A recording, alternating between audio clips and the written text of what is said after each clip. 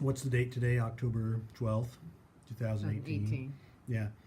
We're here in Grand Ronde, and I'm with Denise Harvey, one of my co-workers, who unfortunately is a USC fan, but she's also the delegate to NIGA, and you've done a couple trips in the past 2 weeks. One, you went to the annual conference of the National Indian Gaming Association, and you spent a couple days earlier this week in Las Vegas for G2E.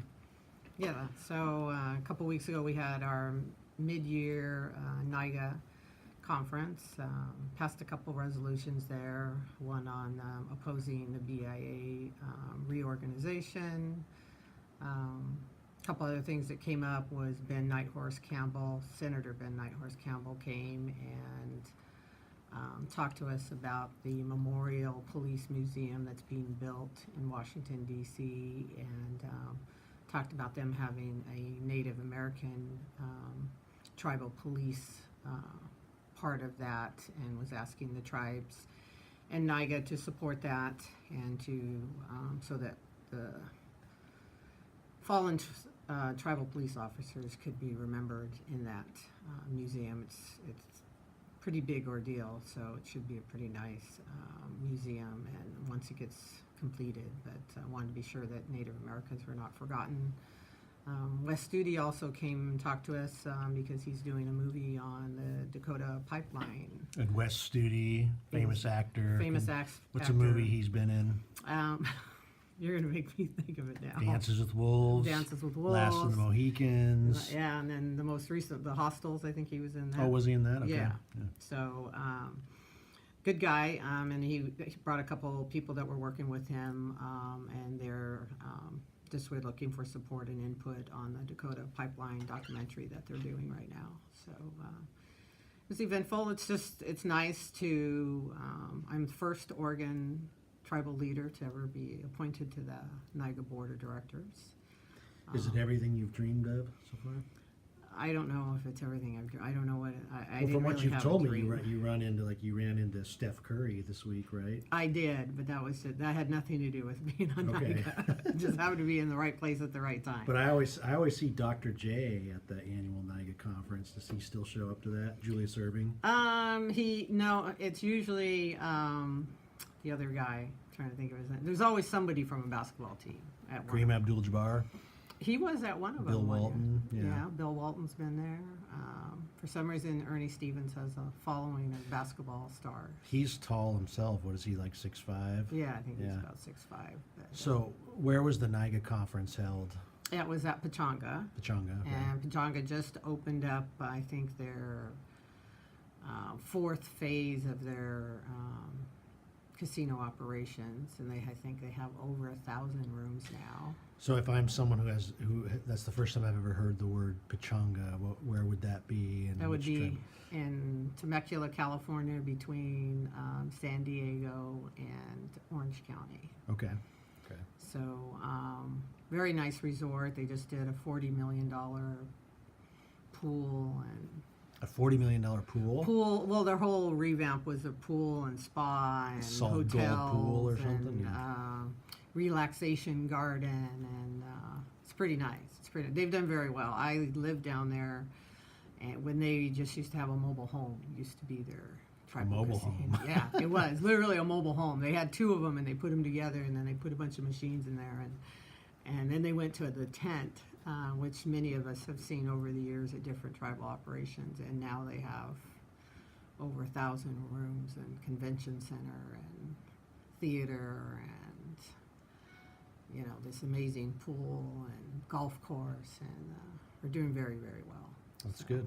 Yeah. They are a good example of Indian gaming and what it does for what a it can tribe. do for Indian people. So it's really been nice. I've known Mark McCarl, the chairman there, for many years, but him and I are both on the NIGA board, so it's kind of nice. I've gotten to know them, a little more than I did before. So we're just not casual and passing anymore and saying hello to each other. I've seen him speak at a number of conferences. I saw him at a Native American Journal Association conference 12 years ago. I've seen him at NCAI. Yeah, he speaks at a lot. So he has opinions on many things. He does, and his opinions are very weighted. So he's been, he's been a good guy, and I think he's been a good leader for Indian country. So he actually spoke at G2E also and he spoke at the NIGA mid-year also on the sports betting. Mm. So I'm sure they're going to be paying very close attention. I was gonna say, what? Because there's always like a hot topic at NIGA. I remember at one point, internet gaming was supposed to be the next Internet big gaming, thing. Class 2 That never gaming. really happened. Internet Right. gaming. Class 2 gaming was a Class 2 big topic gaming, for okay. several years. Definitely sports betting is the topic Sports betting. of all gaming, not just Indian gaming. So Does that include pro wrestling? Can you bet on that? or no, I something? don't No. know if that was in the equation. I was going to don't bet know on The if they talked Rock about this it. year to win WrestleMania. Yeah, it was good. And then at NIGA, basic topics again were the sports betting and whether it's going to be a class 2 or class 3. Seems that most states want to make it a class 3, but technically it's a class 2 game. It's, you're playing against other players and the odds. You're not playing against the house. And class 3 typically is a game against the house. So I'm not sure how they're. The thing that makes it a big for Indian country is that class 2 gaming we don't have to do revenue sharing on, and we can have as much. It's not regulated by the states. So if it's class 3, then it all has to be encompassed into the compact with whatever state that you live in. So I'm not sure how that's all going to play out in the end, but looks like it's heading more towards class 3. As long as it's not like internet gaming, because you and I went to like the iGaming conference years ago, Mhm. and everyone was poised for that to be the next big thing, and it never really happened. Well, that's because of the Wire Act. Okay. So that's still being talked about in reference to sports betting, though, because sports betting is much more lucrative if it's done by mobile than brick and mortar. And so there's some conversations about the tribes being the brick and mortar where you place your bet, Mhm. where you go collect your winnings, and you're not actually betting over the wire. So then that doesn't violate the Wire Act.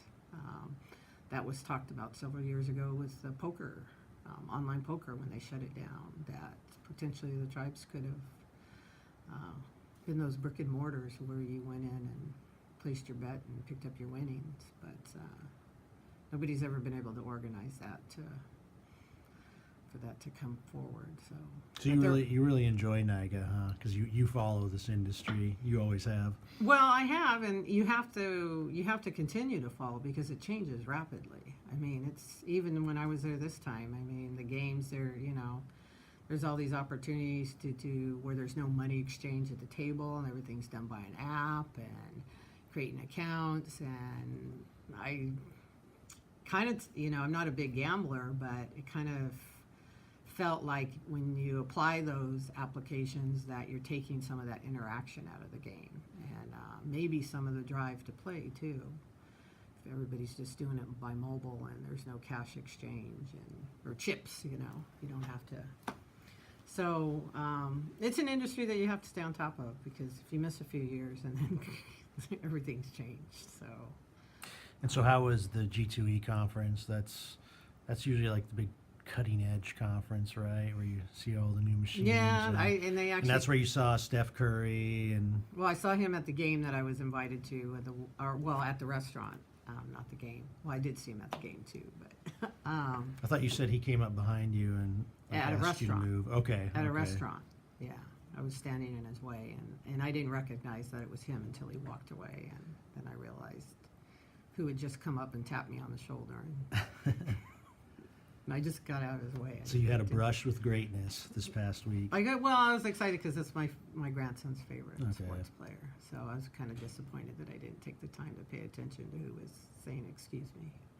But no, G2E is always good. You get to see a lot of people from, I got to spend time with the chairman from Foxwoods, and people that you don't see on a regular basis, but there are people that are very important and very impactful to Indian country, and it's nice to call those folks your friends and have relationships with them and get to know them. I know Rodney Butler, which is the chairman for Foxwoods, has been the chairman for many, many years.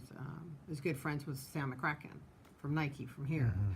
So him and I had that in common. You know, he asked if I knew Sam, and I said, yeah, I'm good friends with Sam. And he's like, yeah, Sam and I are good friends too. And so he's like, well, I'll have to come out there and we'll have to get together. And so those are all just good relationships, and it's good for Grand Ronde to be represented. And I'm the delegate for the Pacific Northwest, so if there's any questions or decisions that have to be voted on, then I'm that voting person that does that. So it's nice to get to know people in there and maintain the relationships that we've built over the last 15 years. And it's good. Sometimes I get a little tired of traveling, but it's all everybody there is so kind and so respectful and appreciative that you're there. That really makes a difference. Were you there for the McGregor fight? So No. okay. No, I saw that on the news though. I think I was there that night. That was on a Monday night? Was that on Saturday night. It was on Saturday. Okay, Yeah. I didn't get there till Monday, so I did hear about Oh, it. dang. Yeah. That would have been fun to see. So It was pretty quiet there. The weather was perfect. It was like 75, 80 degrees. It wasn't too hot. It was just about right there. So perfect. Well, sounds like you made some contacts and learned some things, and you're keeping us all abreast of the gaming landscape. Yeah, there was actually a secret room that one of the gaming vendors had that had all these test games that they had, and you had to get a pass to go into the secret room because they didn't want all the other gaming operators seeing there. They let you in there? So? They did let me in Okay, there. that's fine. Yeah. So, You probably shouldn't have told me about it, though. Huh? yeah, right. But I'm not a gamer, so it was hard to see the enthusiasm of the games. But people seem to be pretty excited about them. So, Excellent.